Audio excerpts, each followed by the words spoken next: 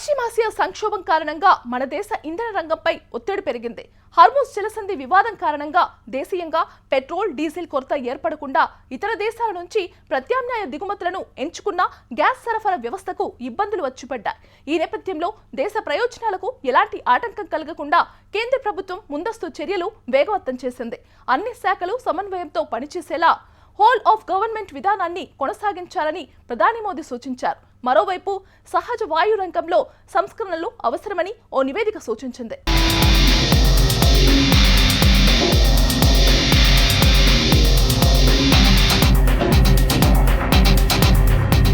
పశ్చిమాసియా సంక్షోభం భారత్ మీద తీవ్ర ప్రతికూల ప్రభావం చూపిస్తోంది. ఇంధన సరఫరాలో అంతరాయాలు, పెరిగిన దిగుమతి ఖర్చులు, ఎగుమతులపై ప్రభావం వంటి తీవ్రమైన సవాళ్లను సృష్టిస్తోంది. మన దేశంలో చమురు వినియోగం రోజుకు సుమారు 5.6 మిలియన్ బ్యారెల్స్ దాకా ఉంది. ప్రపంచంలోనే చమురును అత్యధికంగా వినియోగిస్తున్న దేశాల్లో భారత్ 3వ స్థానంలో ఉంది. దిగుమతి శాతం మన దేశ అవసరాలకు కావలసిన ముడి చమురులో దాదాపు 85% వరకు విదేశాల నుంచి దిగుమతి చేసుకుంటున్నాం. దీనిలో 60% చమురు దిగుమతులు పూర్తిగా పశ్చిమాసియా దేశాల నుంచే సరఫరా అవుతున్నాయి. దేశంలోని 70% ప్రభుత్వ రంగ రిఫైనరీలు కాంట్రాక్టు ద్వారా చమురును దిగుమతి చేసుకుంటాయి. మిగతా సంస్థలు ఎప్పటికప్పుడు చమురు కొనుగోలు చేస్తాయి. కాగా పశ్చిమాసియాలో ఇరాన్ మీద అమెరికా యుద్ధం మొదలుపెట్టినప్పటి నుంచి మన దేశ చమురు దిగుమతులపై ఒత్తిడి పెరిగింది.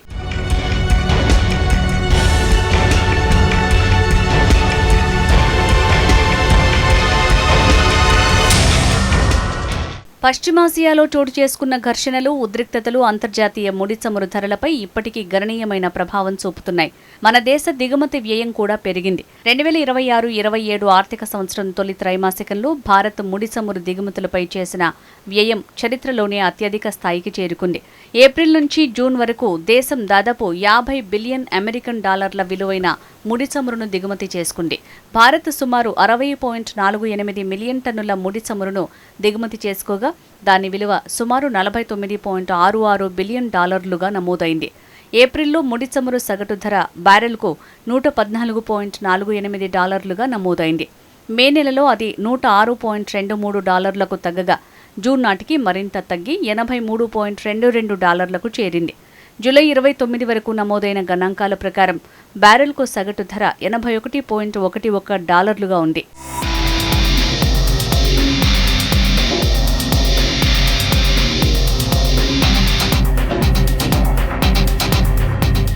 ప్రపంచవ్యాప్తంగా చూస్తే భారత్ 3వ అతిపెద్ద ఇంధన దిగుమతిదారుగా ఉంది. మన అవసరాల కోసం సుమారు 40 దేశాల నుంచి ముడి చమురును దిగుమతి చేసుకుంటున్నాం. వాటిలో Iraq, Russia, Saudi Arabia, UAE ప్రధానమైనవి. ఇంకా అమెరికా, నైజీరియా, బ్రెజిల్, వెనిజులా మరియు ఆఫ్రికా దేశాల నుంచి కూడా కొనుగోలు చేస్తున్నాం. కొన్ని దేశాల మీదే ఆధారపడకుండా అనేక దేశాల నుంచి సరఫరా వ్యవస్థను మెరుగుపరుచుకున్నాం. దేశీయ అవసరాల కోసం వినియోగించే సహజ వాయువులో దాదాపు 50%, ఎల్పీజీలో 65% వరకు భారత్ దిగుమతులపైనే ఆధారపడుతోంది. హర్మూజ్ సంక్షోభానికి ముందు చూస్తే గల్ఫ్ దేశాల నుంచే భారత్కు సగం వరకు చమురు, 3/2 మేర ఎల్ఎన్జీ, దాదాపు 90% ఎల్పీజీ సరఫరా అయ్యేది. దీంతో గల్ఫ్ ప్రాంతంలో ఏ చిన్న ఉద్రిక్తతలు నెలకొన్నా భారత్పై భారీగా ప్రభావం పడుతుంది.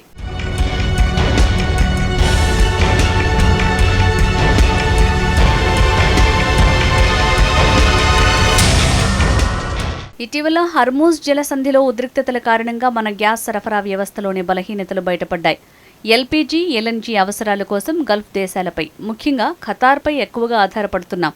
భౌగోళికంగా దగ్గరగా ఉన్న దేశాల నుంచి దిగుమతులు చేసుకోవటం సులభమే అయినప్పటికీ అక్కడ యుద్ధాలు లేదా ఉద్రిక్తతలు జరిగినప్పుడు సరఫరా నిలిచిపోయే ప్రమాదం ఉందని ఈ సంక్షోభం నిరూపించింది. ఈ నేపథ్యంలో మన దేశంలో సహజ వాయు డిమాండ్ పెంచడానికి ఎల్ఎన్జీ దిగుమతి సామర్థ్యంతో పాటు రవాణా, పంపిణీ, మౌలిక వసతులు, ధరల నియంత్రణలో సంస్కరణలు కీలకమని ఇంటర్నేషనల్ గ్యాస్ యూనియన్ నివేదిక పేర్కొంది.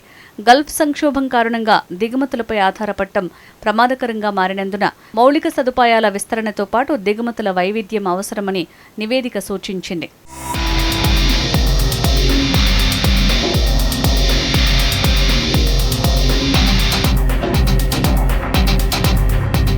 దీర్ఘకాలంలో గల్ఫ్ దేశాల్లో ఉద్రిక్తతలు తగ్గితే పరిస్థితులు మెరుగుపడొచ్చని ఈ నివేదిక తెలిపింది. అంతర్జాతీయంగా ధరలు తగ్గినప్పుడు భారత్ త్వరగా స్పందించి తక్కువ ధరకు గ్యాస్ కొనుగోలు చేసేలా నిబంధనలను సరళీకరించాలని సూచించింది. టెర్మినల్ బుకింగ్ ఫీజులు, ఎంట్రీ ఛార్జీలను తగ్గించడం ద్వారా టెర్మినల్స్ వినియోగాన్ని పెంచొచ్చని అభిప్రాయపడింది. దేశంలో బొగ్గుతో పోలిస్తే గ్యాస్ వాడకం పెరగాలంటే రవాణా వ్యవస్థ మెరుగుపడాలని నివేదిక పేర్కొంది. ప్రస్తుతం ఉత్తర, తూర్పు, మధ్య భారతదేశాల్లో గ్యాస్ పైప్లైన్ నెట్వర్క్ చాలా తక్కువగా ఉందని తెలిపింది.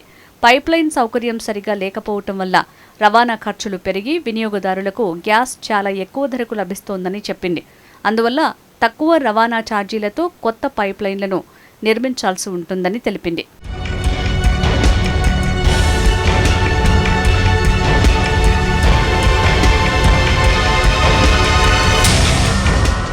మరోవైపు దేశ ఇంధన భద్రతకు ఎలాంటి ఆటంకం కలగకుండా కేంద్ర ప్రభుత్వం ముందస్తు చర్యలు వేగవంతం చేసింది. పశ్చిమాసియాలో కొనసాగుతున్న ఉద్రిక్త పరిస్థితుల నేపథ్యంలో ప్రధాని Narendra Modi cabinet committee on security 4వ ప్రత్యేక సమావేశానికి అధ్యక్షత వహించారు.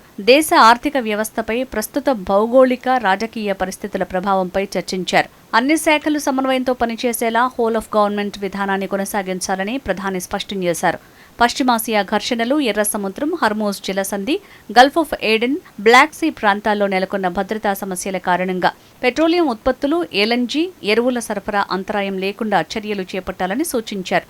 దేశంలో పెట్రోలియం ఉత్పత్తుల నిల్వలు, సరఫరా పరిస్థితి సంతృప్తికరంగానే ఉందని సమావేశంలో వెల్లడించారు.